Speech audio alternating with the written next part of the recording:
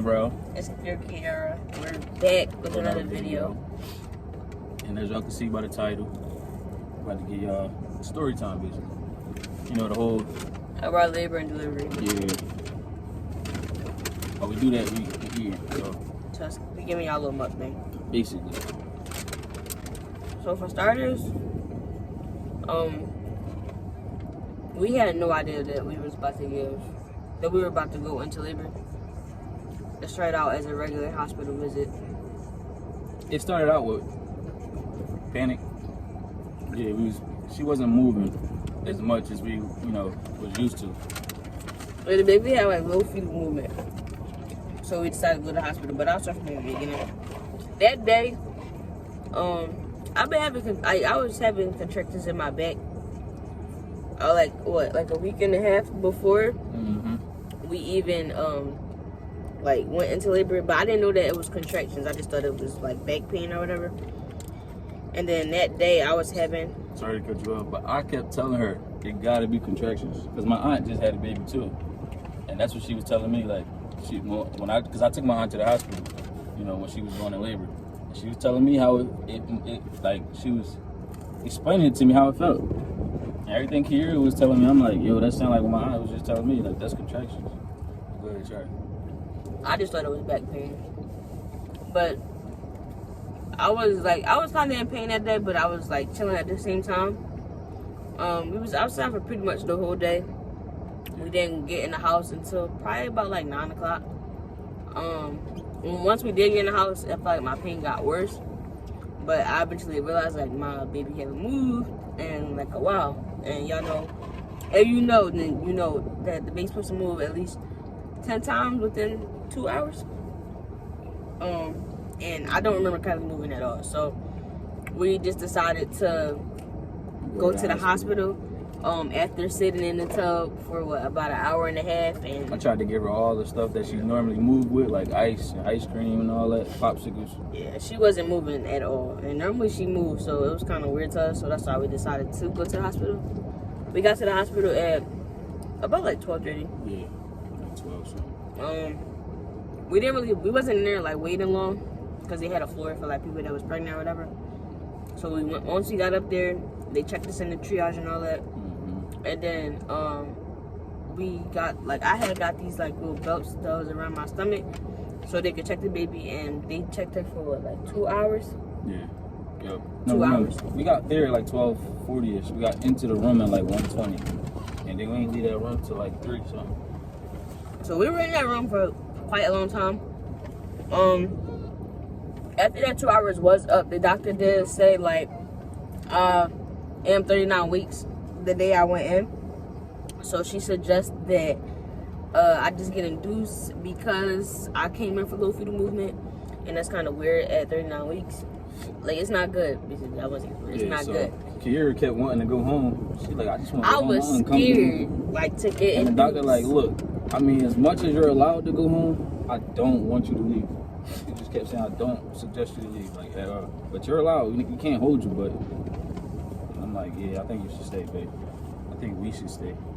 I called my mom, asked her what she thought. I asked Vel, and of course they both agreed with each other and said that we should stay. I just was scared. I heard negative things about getting induced. A lot of people say that it hurt worse, so I just want everything to be naturally, but that's not what happened. So after I finally decided that we were going to stay and just get induced, they didn't have a bed for us or a room, so we basically had to wait until whenever they had one ready, and that wasn't until around 7 in the morning. This is in the second room, so we wasn't waiting in the first room that long. Yeah. Once 7 o'clock hit, the doctors came in and basically said they got a room for us, so we got moved. And the room that we got moved to is the room that they was going to start doing the induction. Yeah. So once we got into the induction room, I still had to get monitored before they started the process. So I got monitored again.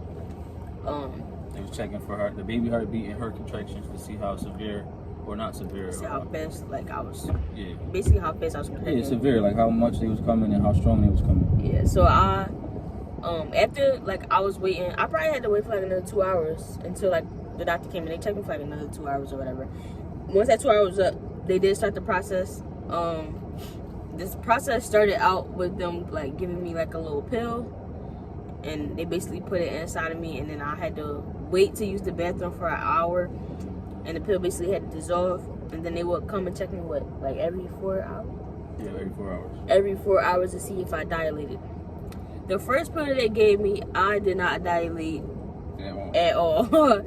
So the process was taking a little longer than they expected. Once they realized I didn't dilate, they had tried a Foley balloon, and basically it's just like a balloon that gets blown up in you, and then once you contract it, just like it deflate and then come out on its own. Yeah, but the nurse that was trying to do the Foley balloon, like, it was painful. So I didn't want to do that. I wanted to get another pill, because you could get up to 9 pills. So that would have only been my second. So I'm like, no, it's too painful. Honestly, to me, she didn't know what she was doing. She was the only nurse that didn't, like, she couldn't find my cervix or whatever. She didn't know how far she was dilated. Yeah, she didn't know anything. So I just was like, okay, no, just give me another pill. So I did want to get another pill. And then once I got the pill, I think when they came and checked me, I dilated to 3 centimeters. That's the third time, right? No, I dilated to 1.5. Yeah, 1.5. But the first 2 times they both said you was a 0.5 centimeter. Yeah. The first time like 8 hours. the first time I dilated 0.5 centimeter. Then after the second pill, I went up to like 1.5, almost 2. And yeah, so I was dilating really, really slow. Like, these pills weren't doing anything. So by the second pill, I am now, I'm about almost 2 centimeters, and the doctor come in and check me, and at this point they getting concerned because I'm taking a long time to dilate, longer than expected. They check me, and then literally probably not even 5 minutes after the nurse left from checking me, my water broke. Yeah. I didn't know my water broke. Me and Rose just sitting there talking, and then I just heard something pop.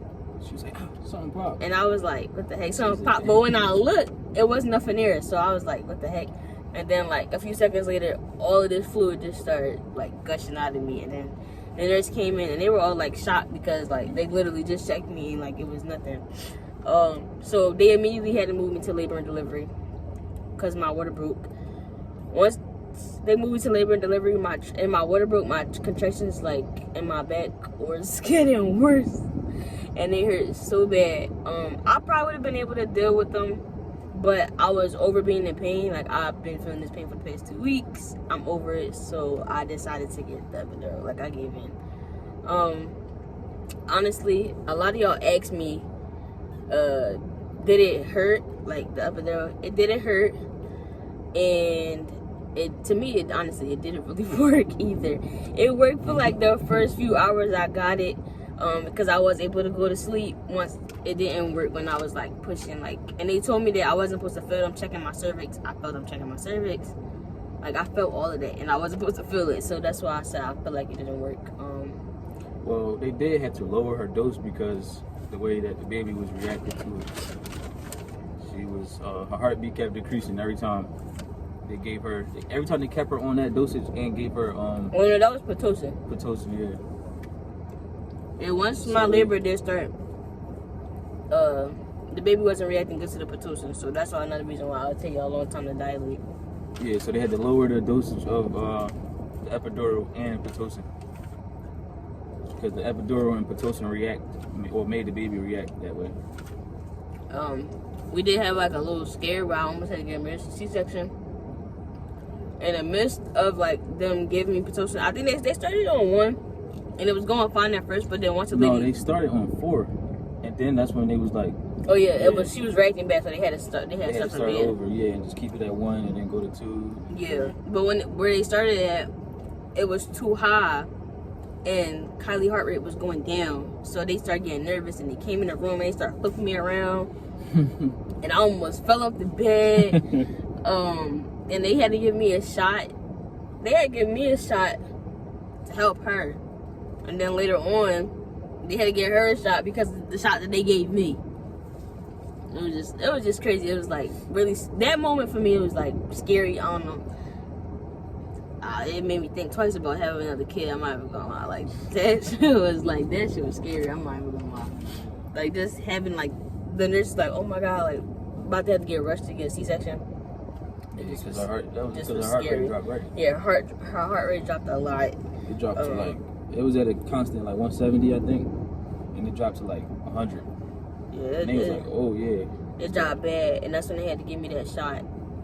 Once they gave me the shot, they started going back up, and once they gave me the shot, they lowered Pitocin, they lowered the epidural, and the epidural also was too strong, cause I couldn't feel my legs like at all. Like I'm not supposed to feel it, but like I literally couldn't feel my legs. And that's all. what I was about to say, babe. That's why he was able to feel the cervix. They lowered it under, the recommended dose. Yeah. They had to lower it to like what? It was like a 7 or something like that, or 8 or something. Yeah, it was at 16, I think. Yeah, it was really, really high. 16 milliliters. When we saying these numbers, it's milliliters. Once all of that was over, I started progressing really fast. After they started lowering it and coming up it by 1, we started progressing fast. Yeah, and then around this time, I went to sleep. She was at 3 centimeters. By the time her grandma was in the room. That's why I was like comfortable going to sleep. Cause dads, all I could do was talk to you. I can't really do nothing. So I went to sleep. Woke up. They said she had 6 centimeters. I'm like, oh, so we like, making progress. Like, all right, bet. But yeah, so I was just like, yeah, we making progress. I was just tired. I woke up. She was at 6 centimeters. And then from that point on, I just was up. I would sleep for like a good 6 hours on that couch. Yeah, and I think after once after all of that happened, when they turned everything down, they started upping it and they coming in every hour. I started contracting like a lot because I went from 6 centimeters to like 9. Yeah, within 9 and a half, like an hour and a half. Yeah. Because by like 5 o'clock, the lady came in and checked me, and I was 9.5 centimeters. She's like, "Oh my God, you're almost ready to push." When I say once I hit like, I think once I hit like that 6 centimeter mark, I kept feeling like I had to poop. Like it just was like a poop that just was stuck, like that just like won't come out. It hurt so bad.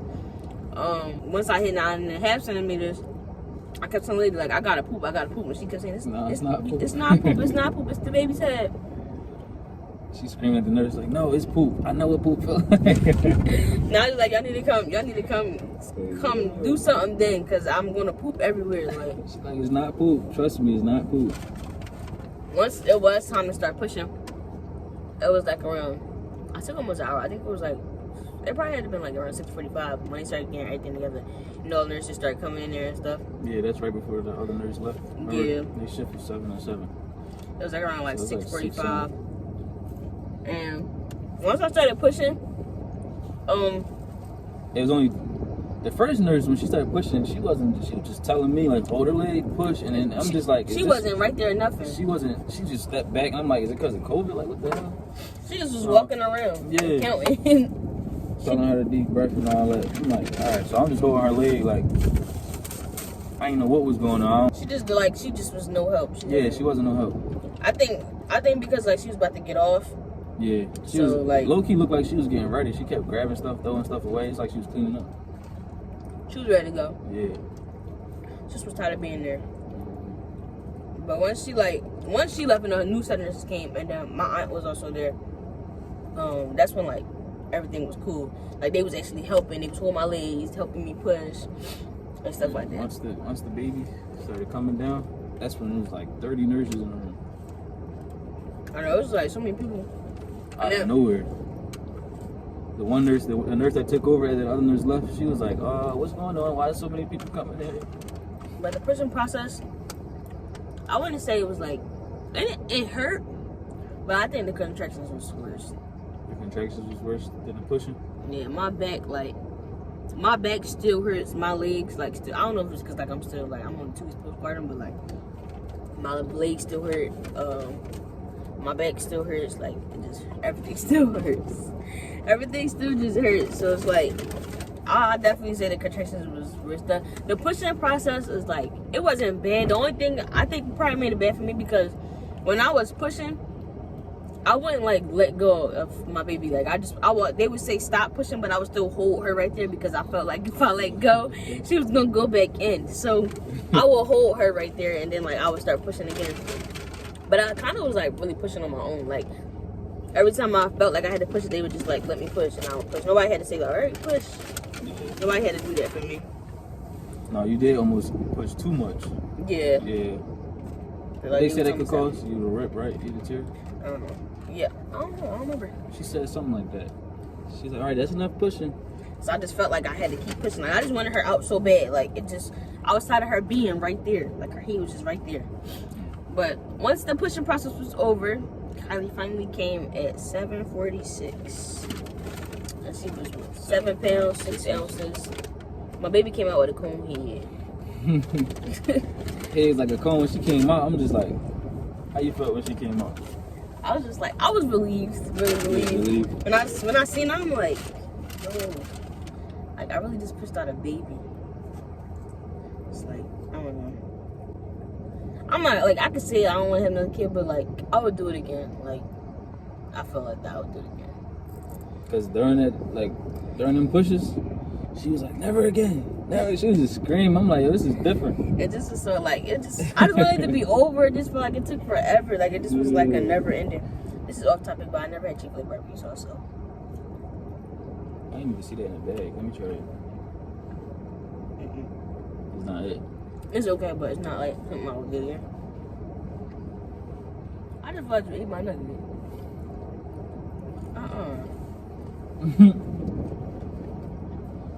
But wait, let me see your phone. Cause they asked questions, so I'm gonna try to go back and read some of the questions that y'all did ask me.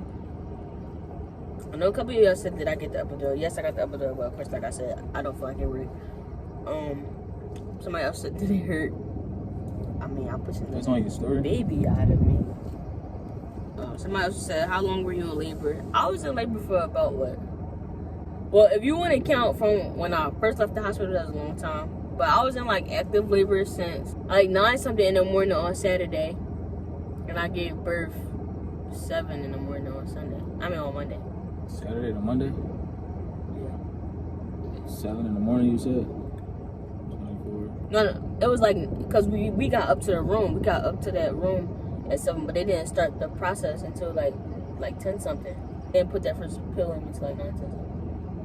So you count from that point? Yeah. 9 in the morning on Saturday till Monday? Yeah. So that's 24, 48. So about probably like 30 hours like they said. That would be 48 hours. Why did lady say 30 hours? She did. I think she was talking about you. Oh, you wasn't pushing for all them hours. Unless I'm just wrong about when they first put that pill in me. She said like 32 hours though. I think it was 32 hours. Well, it was like roughly around there. Did the epidural hurt? The epidural don't hurt. It's just like, I mean, you feel it going up your back. I mean, you're cool with needles and you'll be cool. So demanding. Yeah, it don't hurt. You just like, you do feel it going up your back, and it is like, I did like jump a little bit, but I ain't move too much because I'm still trying to have my legs and arms. First food you craved at the labor? Honestly, I didn't crave anything after labor. I was able to eat literally before like my water broke. So but we ate. What did we eat? Oh, we ate wings and pizza before, and then after. The first thing I ate was the lady asked me what I wanted to eat because it was breakfast time, and I told her all the cereal I like, and she brought me Cheerios with some sugar. Like, oh my god! So I didn't really get nothing good until like later that day when I actually went up to my room, and my grandma bought me a cheesesteak. So I didn't wind up going upstairs until like lunchtime, but I wound up having a cheesesteak after if you didn't count that. The food was not good. It was 0 out of 10. I don't recommend hospital food. It was disgusting. We ordered out pretty much every day. The only thing I ate was the chicken tenders there. Like I asked for salad. They kept bringing me spring mix.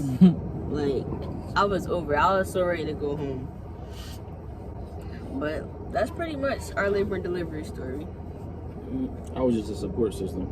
Really nothing I could have did. Bro was a big help though. He wasn't just like sleep the whole time. No, he didn't bring no game to the hospital. As bad as I wanted to. Say, man.